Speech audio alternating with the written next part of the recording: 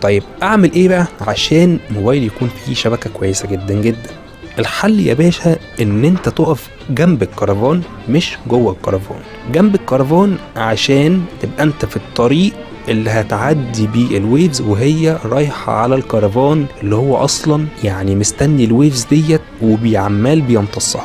فلو انت واقف بره الكرفان فانت كده في الطريق اللي كده الويفز دي هتعدي عليه عشان تروح للكرفان، عشان الكرفان المادة المصنوع منها مادة موصلة جيدة جدا جدا للويفز، فبالتالي الويفز دي كده هتعدي عليك.